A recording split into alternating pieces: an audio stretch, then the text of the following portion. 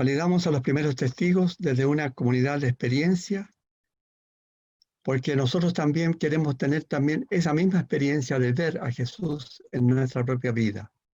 Hablamos de testigos de la resurrección, no como hablaríamos de testigos de un hecho policial, a quien podemos validar a partir de hechos que se ven, que se pueden constatar.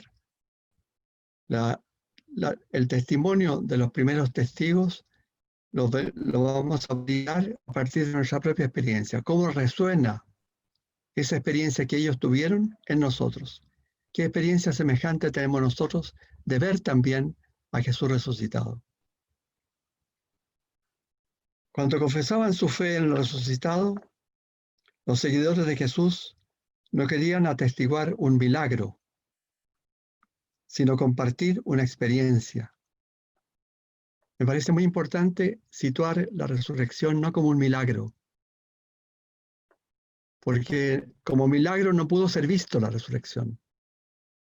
Lo que pudo ser visto fue una experiencia interior de ver a Jesús en la propia vida, que es una forma de testimonio muy singular, muy especial, que no se puede entender sino a partir de la fe también, y hacer rebotar en nosotros esa experiencia. En esta experiencia de vida se pueden distinguir 4 momentos estructurales. La experiencia tiene una estructura. Yo distingo 4 momentos. Le llamo momentos, pero no son momentos sucesivos, sino estructurales. Están todos implicados unos en otros. El primer momento estructural es la memoria de vida compartida con Jesús. El segundo, la elaboración de un trauma, una tribulación tremenda que ellos tuvieron. Por eso quería que hubiéramos comenzado con reflexionar sobre nuestra propia tribulación de la pandemia hoy día, para ponernos a tono con los discípulos de Jesús que también estaban en una tribulación. El tercer momento es el de la dedicación a la tarea de anunciar la llegada del reino de Dios a partir de la resurrección. Y el cuarto momento, el momento de la trascendencia de la presencia de Jesús. Comenzamos por el primero. Memoria de un proyecto único de existencia compartida. Según los primeros testigos de la resurrección, la confesión de fe en Jesús resucitado no quería decir que Jesús seguía viviendo como antes.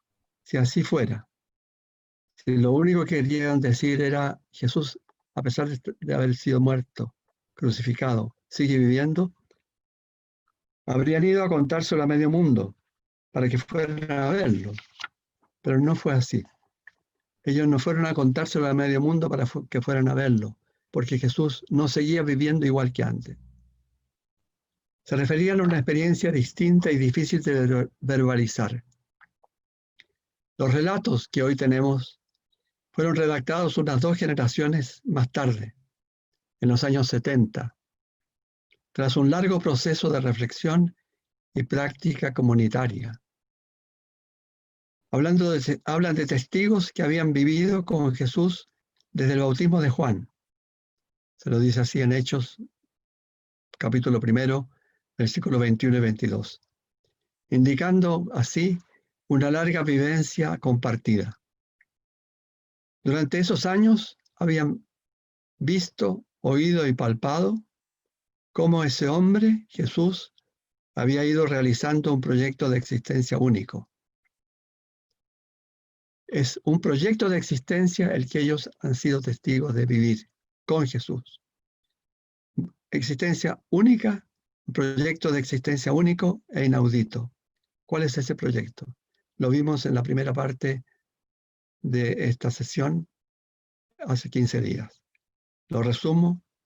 El proyecto de anunciar a los pobres y marginados que Dios estaba con ellos.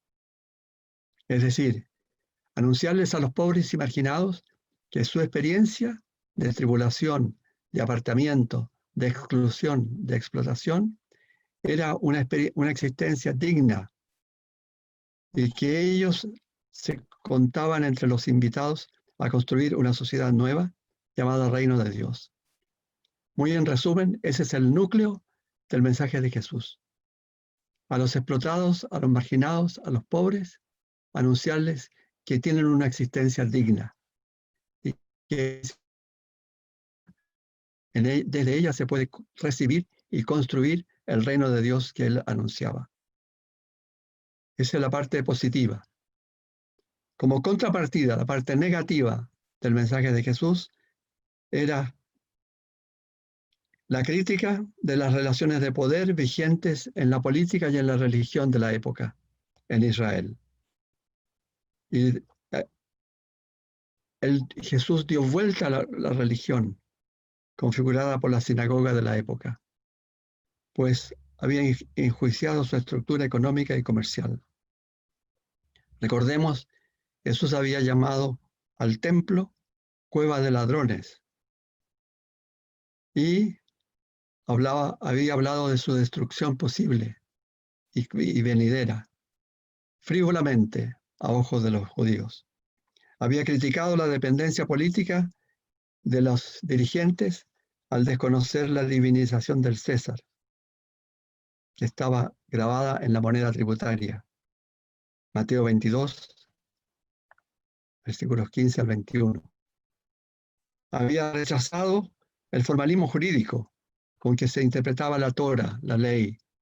Lo había rechazado al otorgarle mayor valor a las personas, a las necesidades de las personas, la salud, la valía social, mayor valor a eso que a las prescripciones de la ley.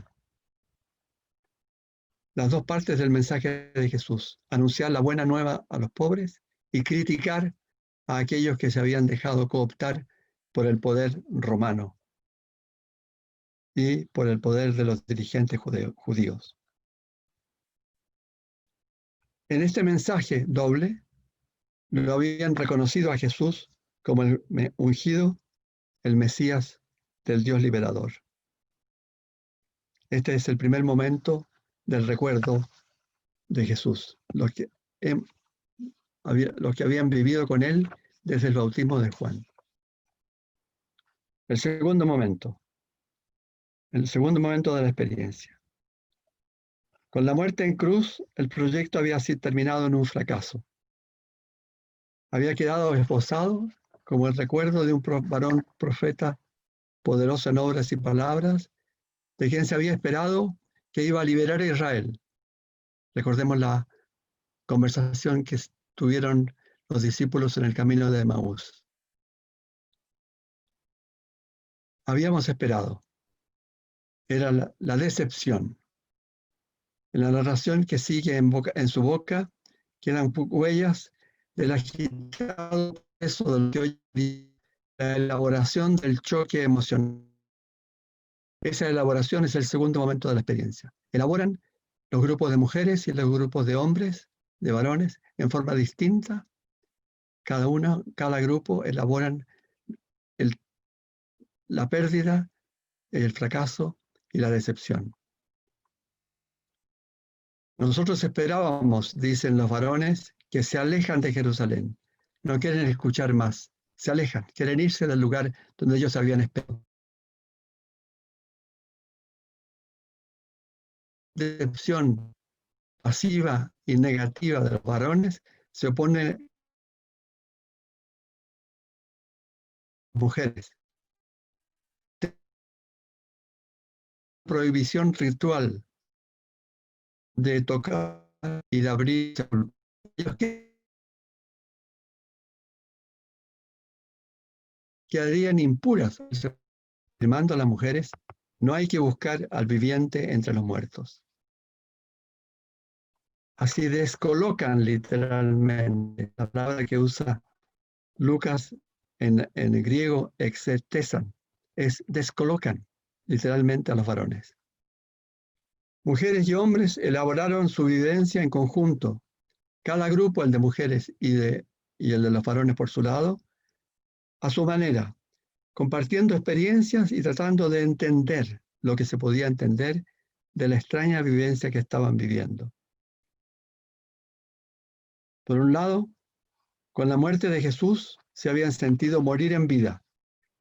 El tremendo fracaso de la resurrección repercutía en ellos como la experiencia de vivir como muriendo de desesperanza.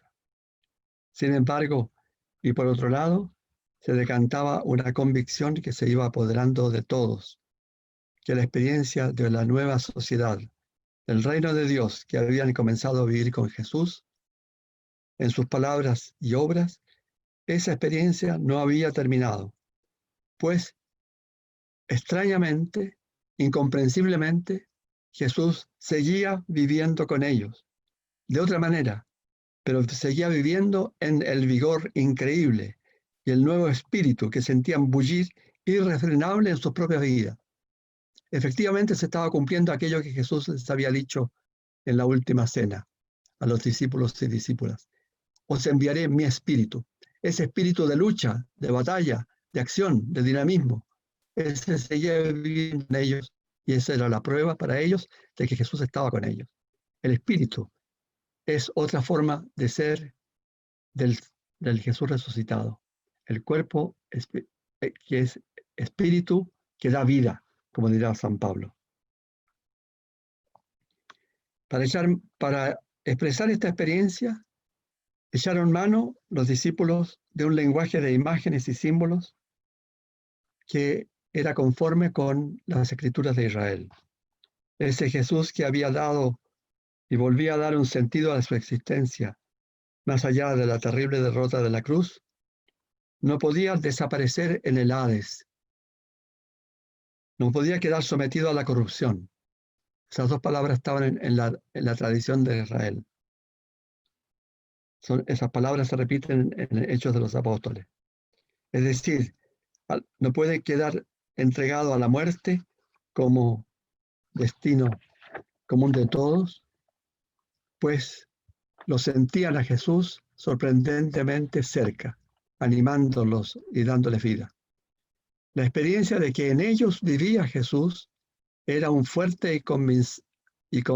tan fuerte y convincente que se atrevieron a describirla, entre otras imágenes, con la de un despertar, egeiren en griego, un resucitar, volver a levantarse,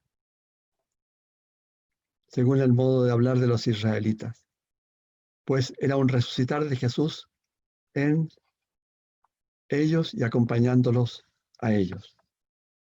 Por eso, más que una explicación de lo sucedido, esa experiencia era un impulso de acción. No querían explicarse lo que había pasado, sino que sentían que estaban impelidos a la acción de continuar lo que Jesús había comenzado. Eso, esa obra de Jesús,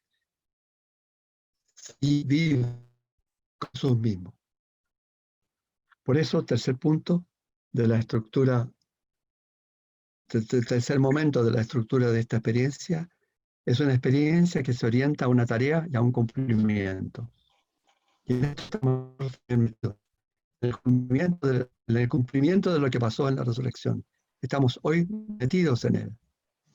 Entonces, la plenitud de vida que les había hecho sentir la convivencia con Jesús no podía ser otra que la vida misma que brotaba de Dios. Y esta vida era la que, desde el seguimiento de Jesús, daba sentido a sus vidas. Eso es lo que expresan simbólicamente los términos de hombre aprobado por Dios de los Hechos de los Apóstoles. La experiencia hecha por el hombre Jesús superaba todo lo que puede vivir o efectuar el ser humano. En vez de ello, una acción divina seguía operando en él y por ese hombre, quien como ningún otro, aún más allá de su muerte, seguía dando sentido total a su existencia. Ellos estaban pasando con él, los discípulos estaban pasando con Jesús, de la muerte a la vida. La tribulación se estaba convirtiendo en vida, en gozo. Ellos resucitaban con él al sentirse impulsados a orientar y entregar su vida entera en su seguimiento. Sentían que ese proyecto abría las puertas hacia una nueva manera de relacionarse con Dios, con los demás y también con las cosas todas del mundo. Y debía ser continuado por quienes habían sido sus seguidores. De esa experiencia salía una nueva vida desde el Dios de Jesús. De esa nueva vida se deriva un compromiso de vida, compromiso de vivir y actuar adoptando el proyecto de Jesús para la propia vida en la relación con las personas y el mundo circundante. Por último, el cuarto momento estructural de la experiencia de los discípulos, simbolizada en la confesión de fe en Jesús como el resucitado, es la del contenido de esta misma experiencia. El contenido se pueden distinguir en este contenido dos aspectos. Uno, el que va a Dios, y otro, el que va a los hombres, a nosotros. Jesús, el que va a Dios. Jesús no era nada sin el Dios a quien él había confiado su espíritu y su vida entera. Desde este punto de vista se puede entender la muerte de Jesús como un entrar en Dios y para unirse con Él, para unirse con Dios como el amor original. Pues con la palabra Dios estamos apuntando simbólicamente hacia una realidad última que sostiene el universo y se va configurando en la historia, dándole a la historia un sentido y una profundidad que no tendría si acaso no existiera este sostén último. Creer en esta realidad última, en este amor original que todo lo sostiene, es una apuesta por el sentido y una apuesta contra el sinsentido. No es una prueba apodíctica lógica, sino que es una apuesta racional. Es razonable pensarlo así, porque lo contrario sería el sinsentido, que viviéramos la historia humana sin ningún sentido. En virtud de esta apuesta y de esta decisión es posible decir que al morir entregando a Dios su espíritu, Jesús resucita en Dios. Es aquello a lo que se apuntan otros de los símbolos utilizados por los escritores del Nuevo Testamento, símbolos de glorificación y exaltación de Jesús a la diestra del Padre. Con esto apunto, entre paréntesis, que hay varias formas de expresar la resurrección. La resurrección es la forma que indica la continuidad. Glorificación es la que indica la otreidad, la alteridad. La resurrección es pasar a otra forma de vida que no es captable por los sentidos. La forma de vida en el amor original, unido con el amor original. Aquello a lo cual tendió Jesús durante toda su vida, unirse con su Padre, lo obtiene por fin con su resurrección. Así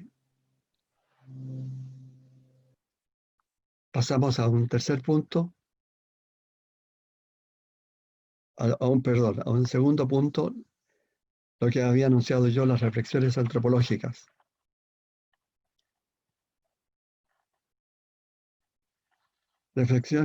Vamos a reflexionar sobre la presencia del resucitado entre nosotros. La afirmación de la fe, de la presencia del resucitado, puede ser reflexionada desde la antropología, para entender a Jesús desde nosotros. Antropología significa, como dije, la ciencia o el saber del ser humano, sobre el ser humano, la ciencia del ser humano. Esta ciencia del ser humano, vamos a tomar algunas reflexiones para entender un poco lo que puede significar que Jesús siga viviendo con nosotros, a entenderlo desde nosotros.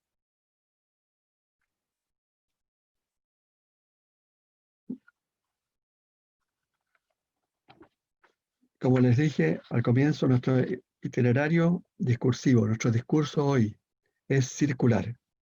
Venimos de una forma teológica de entender a Jesús, partiendo de los datos bíblicos, para llegar a formular una espiritualidad de resucitado.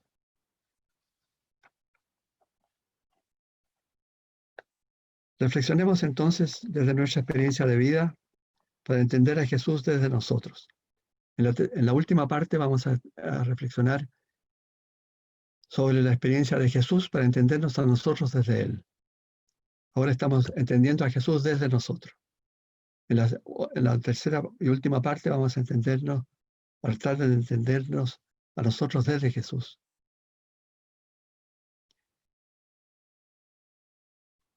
Parto en esta reflexión antropológica con una forma de entender el individuo que ha sido tradicional en la filosofía del Occidente y también en las teologías de las iglesias cristianas. Individuo, ¿qué es el individuo? El individuo, hay una definición muy antigua que dice que es un ser uno y sin división interna.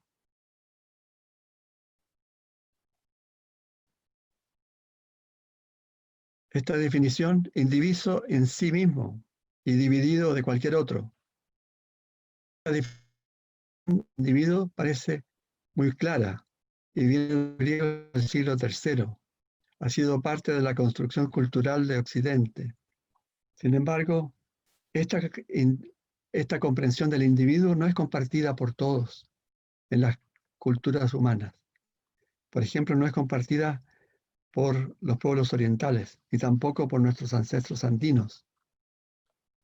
Para nuestros ancestros andinos, el individuo es menos importante que la red solidaria y comunicativa. La red comunicativa de los seres humanos entre sí, hombres y mujeres, y de ellos con la naturaleza, es más importante que la consideración del individuo propio. La sabiduría andina nos introduce en un mundo de relaciones mutuas, donde la comunidad es la que cuenta. Separado de esta comunidad, el individuo no es literalmente nada para la visión andina. En efecto, no somos nadie, si pensamos bien profundamente, criticando nuestra concepción occidental del individuo individualista, no somos nadie sin nuestra madre, sin nuestros compañeros y compañeras, nuestros maestros y amigos. Y lo que somos y tenemos, lo estamos recibiendo de otros y del medio ambiente todo el tiempo. Estamos conectados los unos con los otros no solamente por Internet, sino por el aire que respiramos, por la tierra que pisamos, por los alimentos que ingerimos. El cosmos entero nos une como un inmenso cuerpo, y ese cuerpo inmenso, de todos unidos, vinculados entre nosotros, es anterior y más importante que el individuo que somos cada uno. No estamos tan divididos físicamente entre nosotros. Divididos de todos los demás, decía la definición griega. No estamos tan divididos los unos de los otros. No podemos decir claramente dónde termina nuestro cuerpo y dónde empieza el cuerpo de las otras cosas, puesto que constantemente estamos ingiriendo cuerpos ajenos para nuestro propio cuerpo y estamos también conectándonos con otros, dándoles a otros de que vivan ellos. Nuestra piel no es un límite que nos aparte, no nos encierra nuestra piel, sino que nos comunica de mil maneras con el cosmos y nos abre y vuelve permeables a otros y a otras cosas sin las que no somos nada. Lo que pasa en el espacio, hemos hablado de la piel, está en el espacio. Lo que pasa en el espacio sucede también en el tiempo.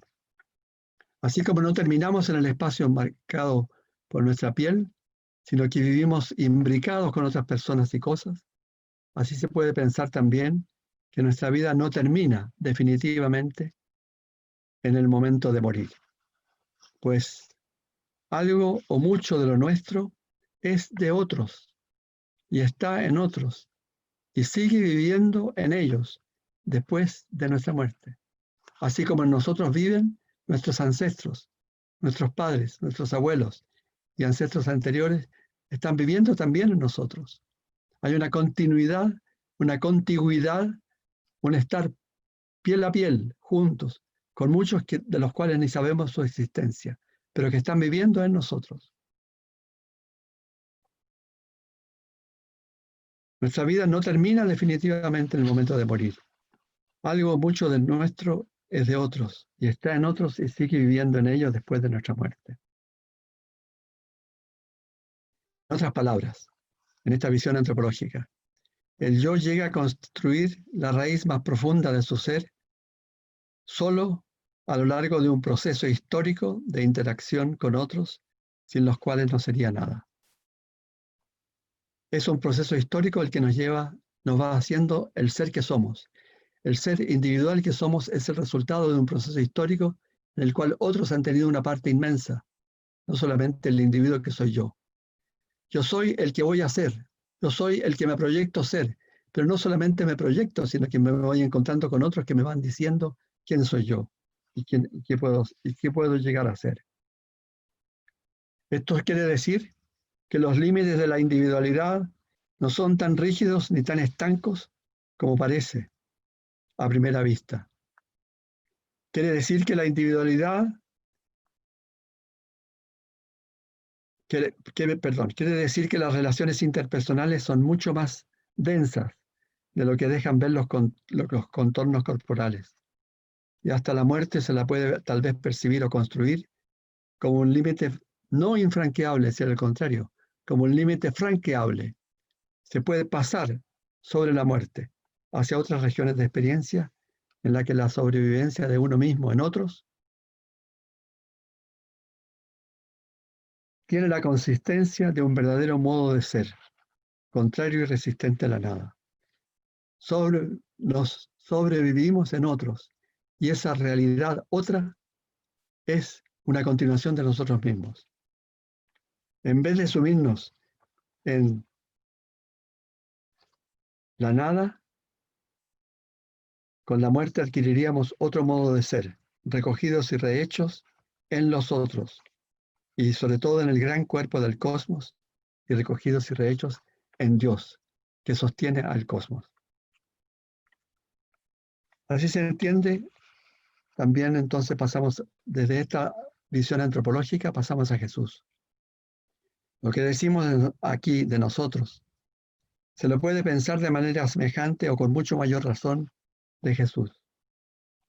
Cuando Jesús consoló a sus discípulos diciéndole, ¿de veras os conviene que yo me vaya? Les daba como razón que si no se iba, no podía enviarle su espíritu. Estaba aludiendo al vaivén interno que recorre la historia humana entera. El individuo no vive para sí. El individuo no vive para sí, sino que vive aún sin saberlo, cada uno de nosotros, para la humanidad entera. Estamos viviendo como un pedacito de historia de la humanidad que se va haciendo de a poco, la gran humanidad histórica.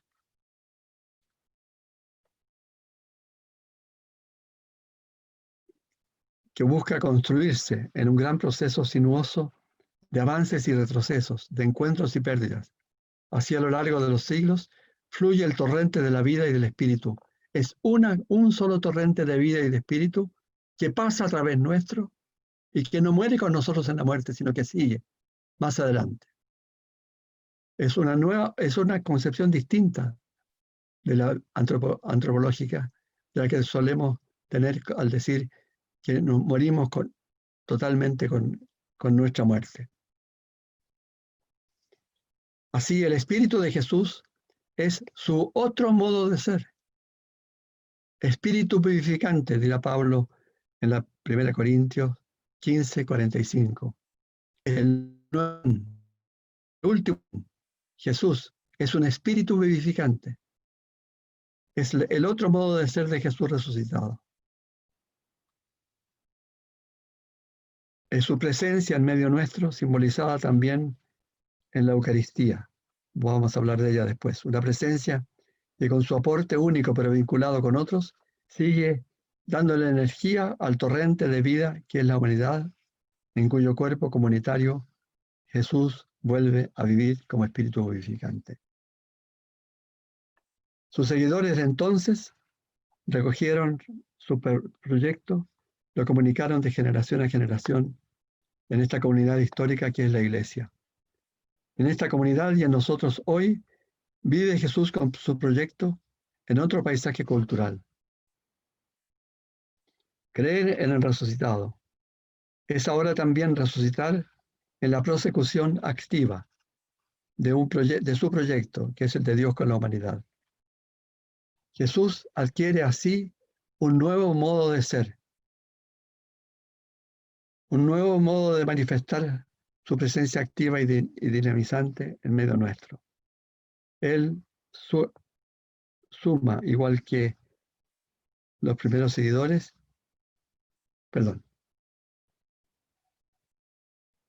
nos dice a nosotros, igual que a los primeros seguidores, nos da la oportunidad de vivir como después de la muerte, vivir como resucitados en un nuevo espacio de vida, increíblemente abierto a todos y todas, un nuevo espacio de vida creado en su cuerpo resucitado.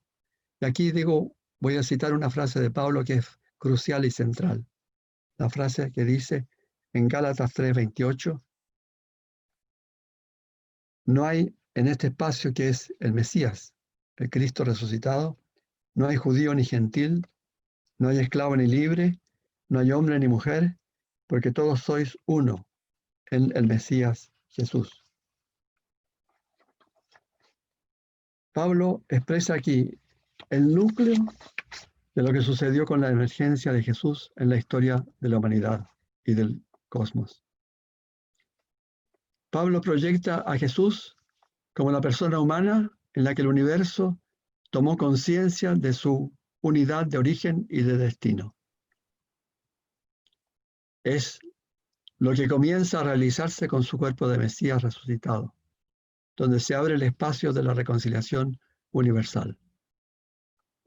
Comienza en el espacio Cristo. El cuerpo resucitado de Cristo comienza a realizarse lo que se va a realizar en último término cuando Dios sea todo en todas las cosas. La unificación de todas las contradicciones.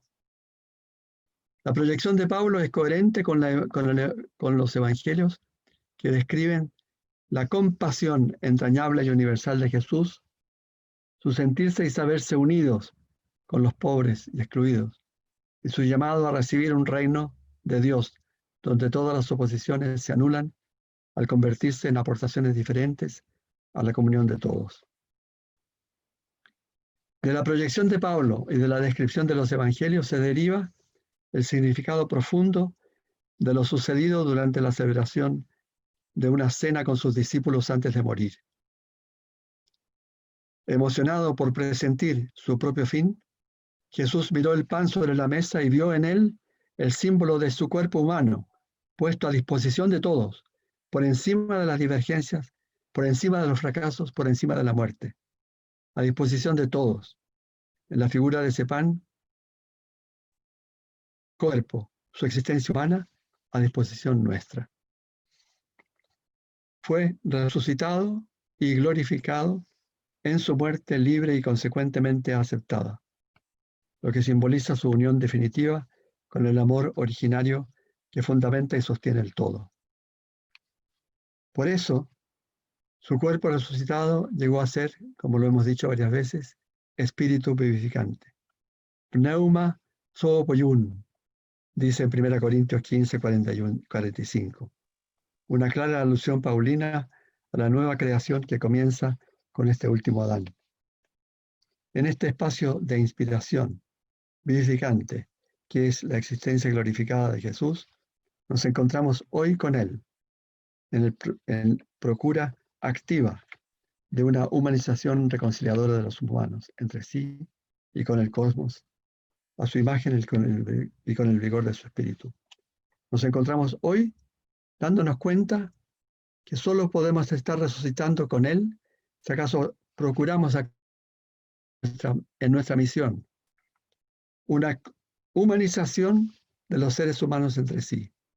Humanización de los seres humanos que también es humanización con respecto al cosmos entero, en el cual vivimos y del cual tomamos nuestra vida. Con esto terminaría esta primera parte de mi exposición sobre la resurrección, dejando para la segunda vuelta la construcción de una espiritualidad del resucitado. Muchas gracias. Le paso a Pablo la palabra.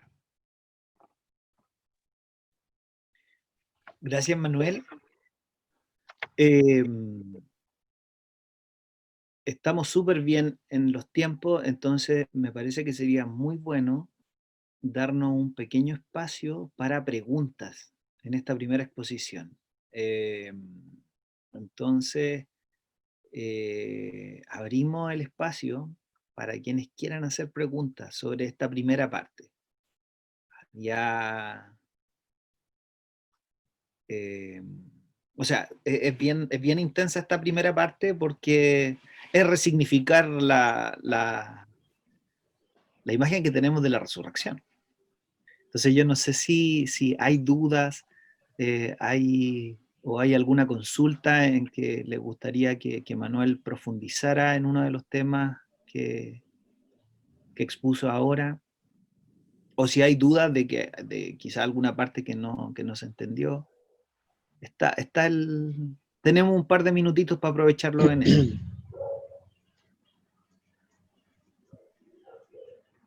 No sé si alguien tiene alguna consulta. Aproveche este momento, porque tenemos poquito tiempo.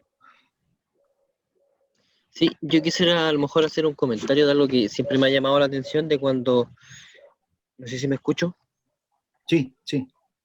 de cuando la teología, sobre todo de este lado del mundo, toma como recurso también interpretativo las cosmovisiones de los pueblos originarios, cómo sintoniza con la fe cristiana.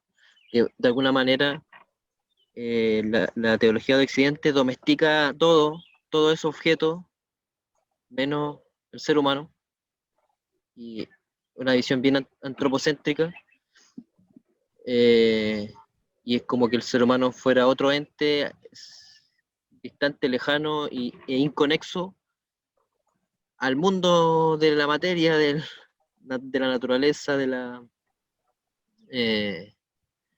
entonces, como recurso desde la teología latinoamericana conectan y dialogan las cosmovisiones originarias con esta propuesta, que creo que la mencionó el pastor Manuel también. Claro. Manuel. Yo creo que Sí. tiene que ver un poco con lo que tú comentabas de las cosmovisiones andinas, ¿no? Sí. Sí. Manuel.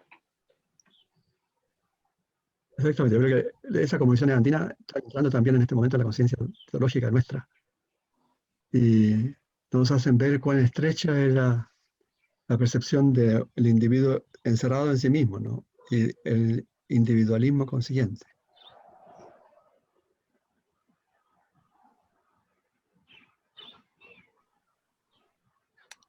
Muchas gracias, Manuel.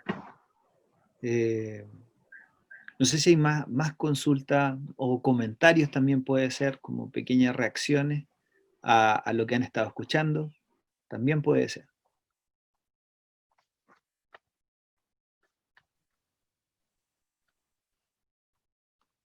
¿No lo hay?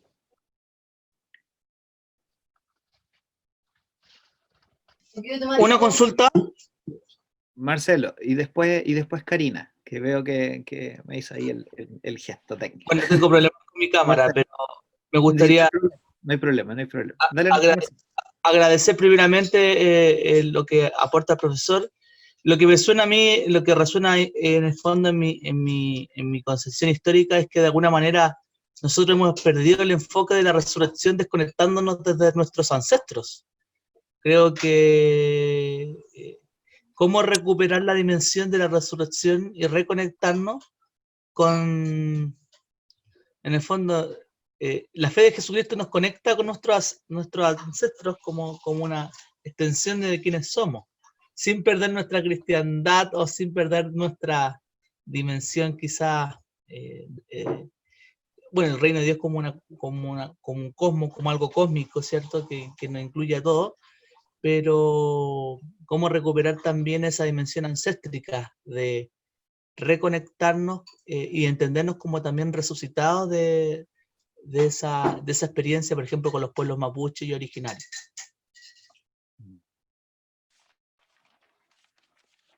Sí. Manuel. Gracias, Marcelo. Yo creo que estás muy de acuerdo también con lo que decía Robinson delante.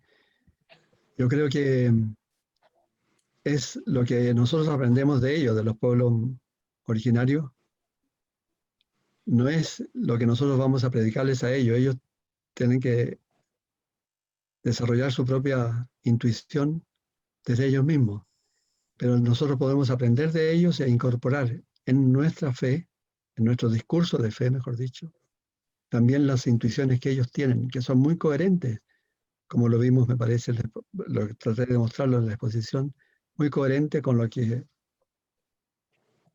con los datos de los evangelios, con los datos reflexionados por Pablo, tal vez no con toda la riqueza antropológica que se tiene hoy día, porque los conocimientos han cambiado, pero sí apuntando a lo mismo. Esa frase central de Pablo que llama espacio Cristo, en el cual no hay judío ni gentil, no hay hombre ni mujer, donde desaparecen todas las contradicciones del ser humano y se convierten en colores distintos y diferentes de un inmenso tapiz riquísimo en posibilidades de existencia. Todo eso creo que apunta a lo que, tal vez sin toda la riqueza de los pueblos originarios, pero apunta a lo que los pueblos originarios han podido reflexionar de su propia existencia.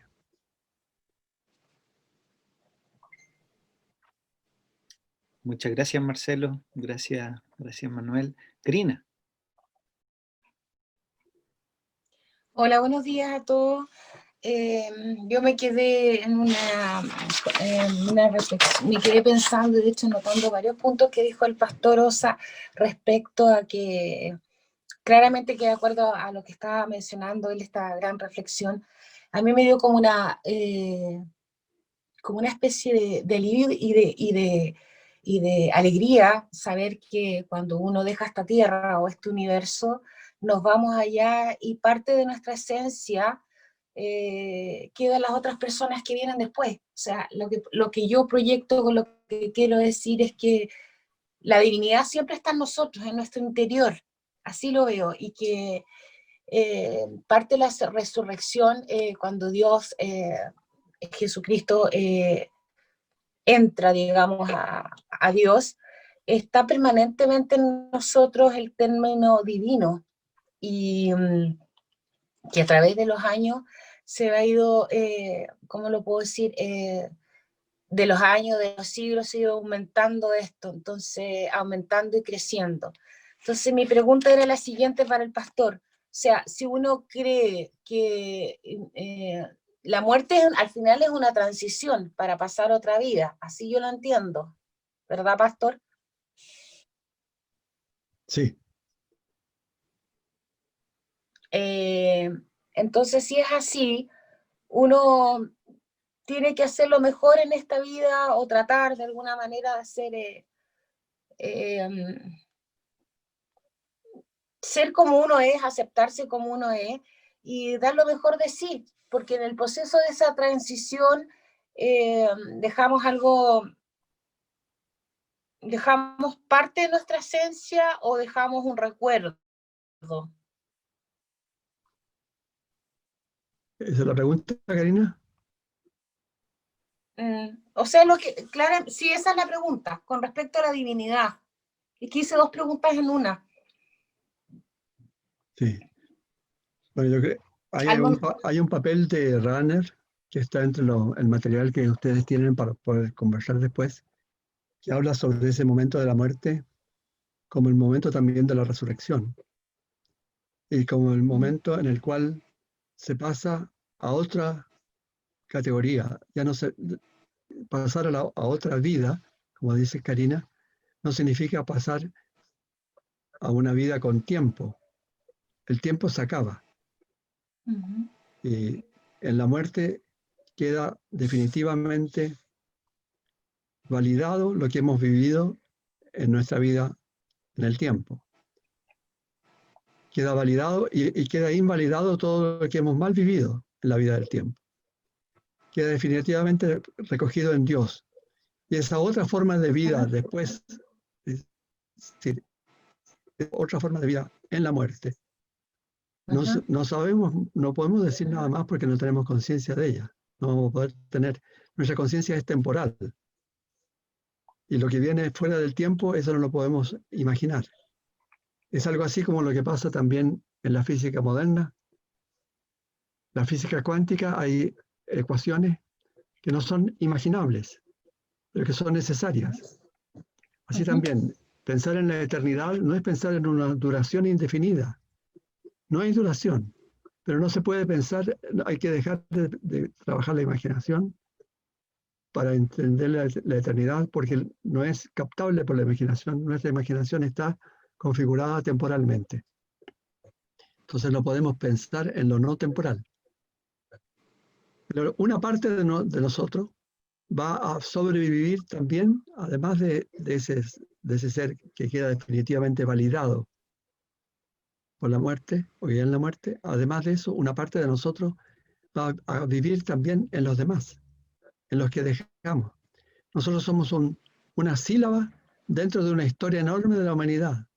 Cada uno es una sílaba importante.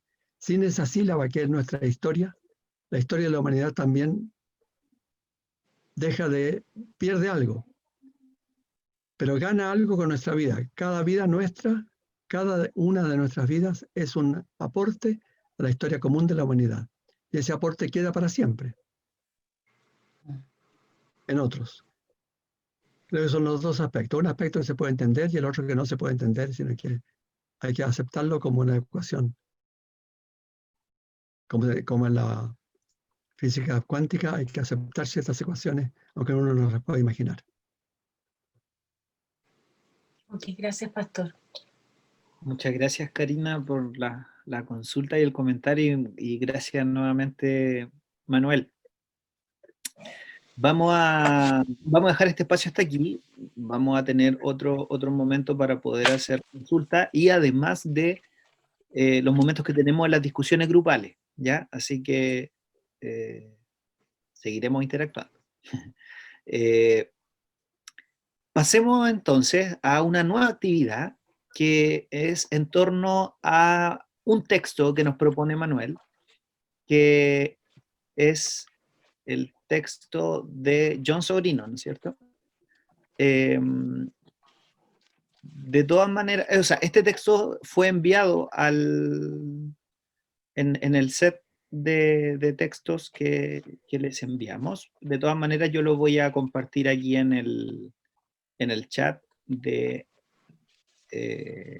no lo puedo hacer muy bien. Porque es muy pesadito, pero es este texto que se los voy a mostrar acá inmediatamente.